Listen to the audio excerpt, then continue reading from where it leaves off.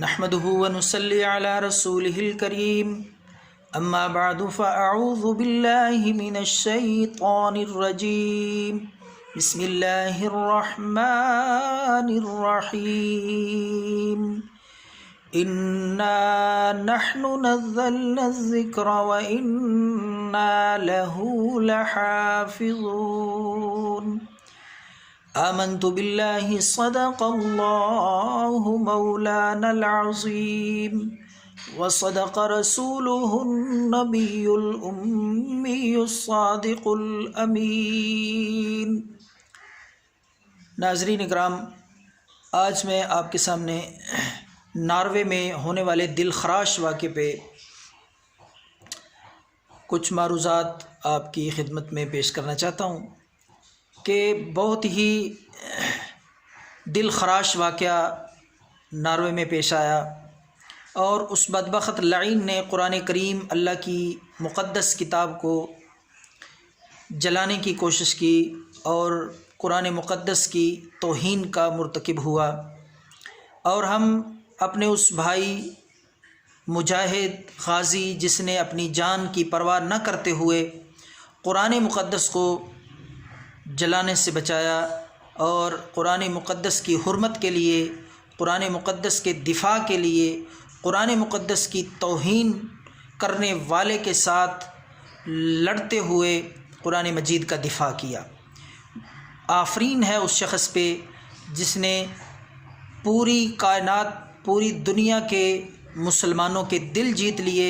ہم اس کو تہ دل سے خراج تحسین پیش کرتے ہیں اور پورے عالم اسلام کے حکمرانوں کو ہم یہ عرض کرنا چاہتے ہیں کہ آپ بھی اسی طرح اپنے اندر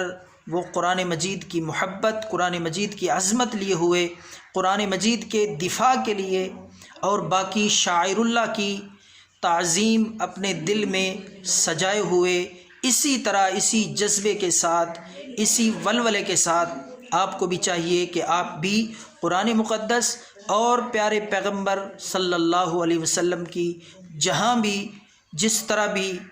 توہین کی جائے اس کا مقابلہ کریں۔ اور میں یہ بھی بتا دینا چاہتا ہوں ناروے کے اس لعین اور دیگر کفار کو کہ مسلمان جتنا بھی گناہ گار ہے، اعمال کے اعتبار سے ناقص ہے، لیکن اہل کفر کو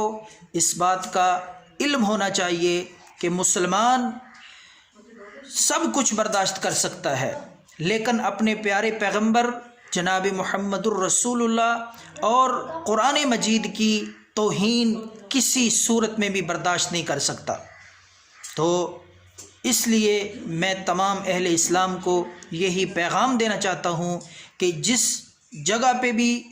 جو شخص بھی پیارے پیغمبر امام الانبیاء محمد الرسول اللہ کی توہین کا مرتکب ہو یا قرآن مقدس کی توہین کی جسارت کرے، تو اسی طرح جان پہ کھیلتے ہوئے قرآن مقدس اور اپنے پیارے پیغمبر کی عظمت اور حرمت کا